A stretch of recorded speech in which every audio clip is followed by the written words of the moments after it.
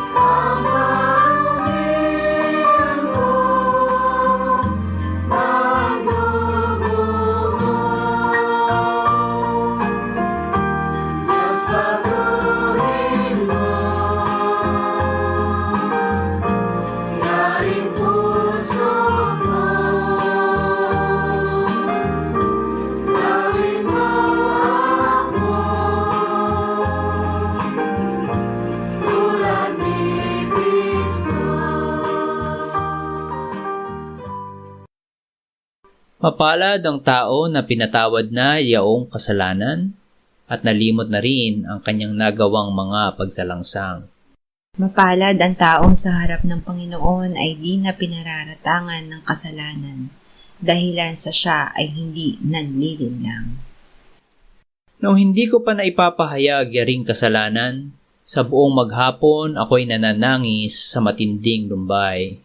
Sa araw at gabi, bigat ng kamay mo ang nararamdaman, ano pa't wala nang nalalabi akong lakas sa katawan. Hamog ang kaparis na dagling na tuyo sa sikat ng araw.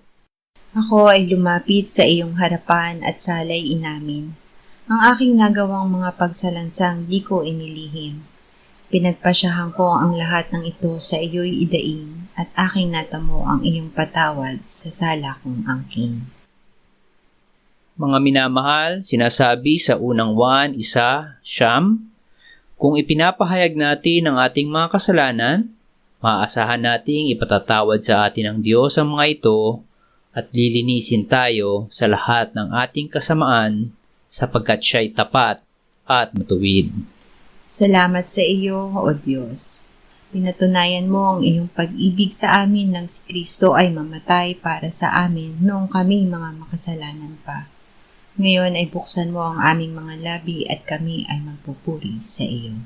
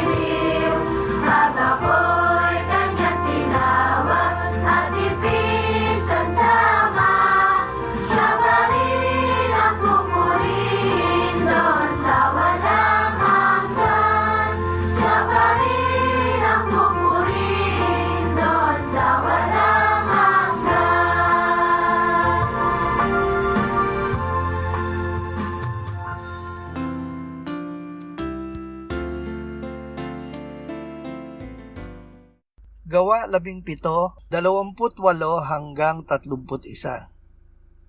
Sa Diyos tayo'y nabubuhay at kumikilos at nasa Kanya ang ating pagkatao.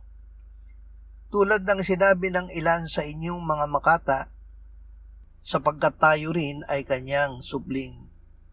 Yamang tayo'y supling ng Diyos, hindi marapat na ating isipin na ang pagka-Diyos ay katulad ng ginto o ng pilak o ng bato na inanyuan ng husay at kaisipan ng tao. Ang mga panahon ng kahangalan ay pinalampas na nga ng Diyos, ngunit ngayon ipinag-uutos niya sa lahat ng tao, sa lahat ng dako na magsisi, sapagkat itinakda niya ang isang araw kung kailan niya hahatulan ang sanlibutan ayon sa katuwiran sa pamamagitan ng lalaking kanyang itinalaga, at tungkol dito'y binigyan niya ng katiyakan ang lahat ng tao nang kanyang muling buhayin siya mula sa mga patay. Ang pagkilala sa tunay na Diyos. Ang Diyos ay hindi isang rebulto o di kilalang puwersa, kundi ang may likha na nagbibigay ng buhay at hininga sa lahat. Ang pananampalataya ay nagsisimula sa pagkilala sa Kanya bilang Panginoon ng langit at lupa, na hindi limitado sa mga templong gawa ng tao. Ipinakilala ng Diyos ang Kanyang sarili sa pamamagitan ni Jesus na Kanyang anak. Noong gabi bago siya ipinako at namatay sa krus ay sinabi niya sa Ama, "Ito ang buhay na walang hanggan, na ikaw ay makilala nila na iisang Diyos na tunay at si Jesucristo na iyong sinugo."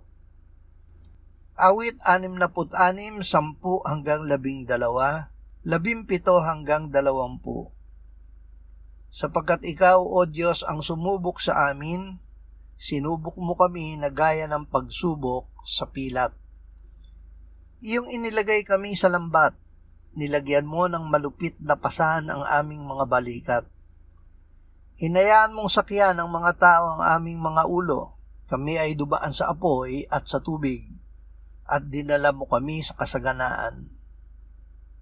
Ako'y dumaing sa Kanya ng aking bibig at siya'y pinuri ng aking dila. Kung iningatan ko ang kasamaan sa aking puso, ang Panginoon ay hindi makikinig. Ngunit tunay na nakinig ang Diyos, Kanyang dininig ang tinig ng aking panalangin. Purihin ang Diyos sapagkat hindi Niya tinanggihan ang aking panalangin, ni inalis ang Kanyang tapat na pag-ibig sa akin. Ang pagsubok at katapatan ng Diyos. Ang tunay na ugnayan sa Diyos ay dumadaan sa mga pagsubok, apoy at tubig. Ngunit ang Diyos ang umaalalay sa atin upang hindi tayo mabuwal. Pinakikinggan Niya ang dalangin ng mga may malinis na puso at hindi kailanman iniaalis ang Kanyang tapat na pag-ibig.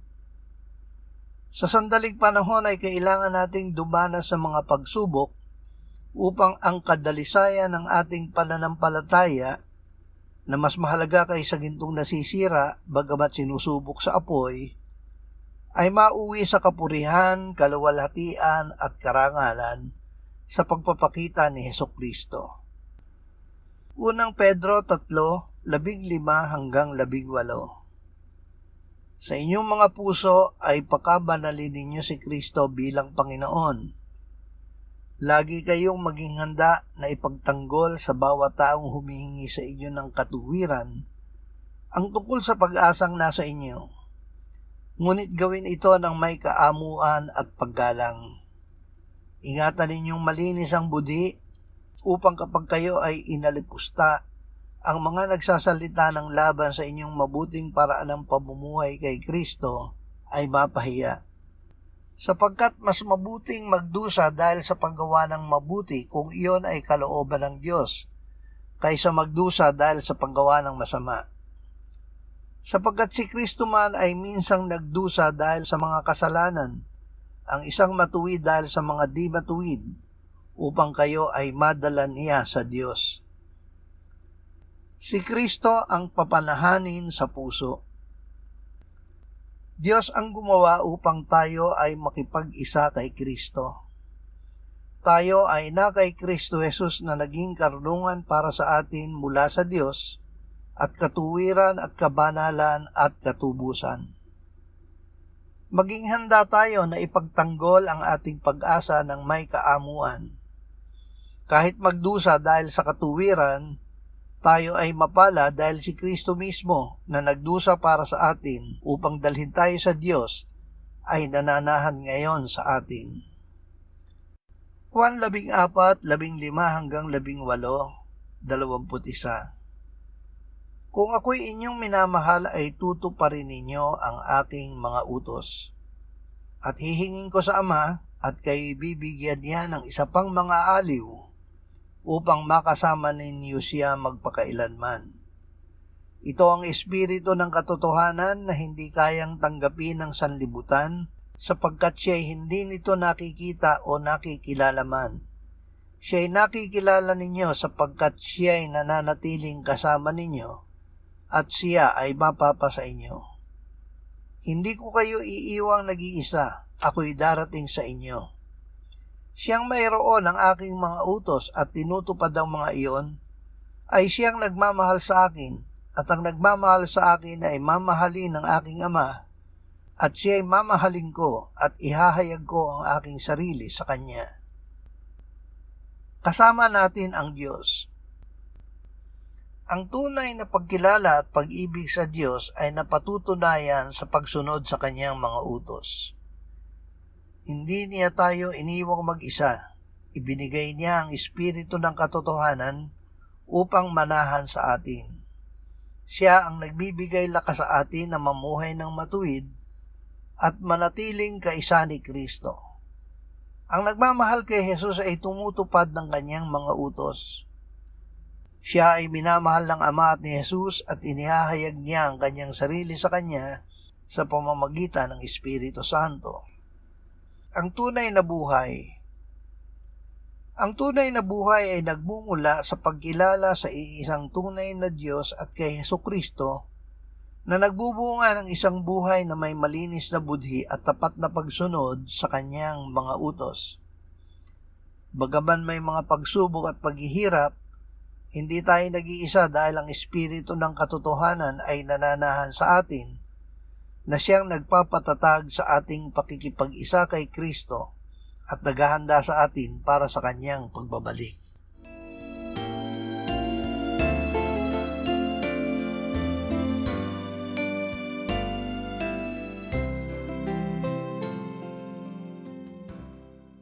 Manalangin tayo. Panginoong Hesus, sinabi mo, malibang kainin ninyo ang laman ng anak ng tao at inumin ang kanyang dugo, kayo ay walang buhay sa inyo.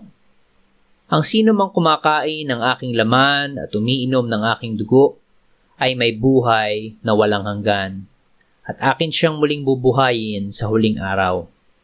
Sapagkat ang aking laman ay tunay na pagkain at ang aking dugo ay tunay na inumin. Siya na kumakain ng aking laman at umiinom ng aking dugo ay nananahan sa akin at ako sa kanya. Kung paanong buhay ang Ama na nagsugo sa akin at ako ay nabubuhay sa pamamagitan ng Ama, gayon din siya na kumakain sa akin, siya man ay mabubuhay sa pamamagitan ko. Panginoong Hesus, aming tagapagligtas, tinatanggap ka namin sa oras na ito bilang aming tinapay ng buhay. Tinatanggap namin ang iyong katawan na ipinako sa krus, namatay, inilibing, binuhay na muli, at iniakyat ng Ama sa kanyang kanan sa langit bilang aming tunay na pagkain. Tinatanggap namin ang iyong dugo na nabuhos sa ikapagpapatawad ng aming kasalanan bilang aming tunay na inumin.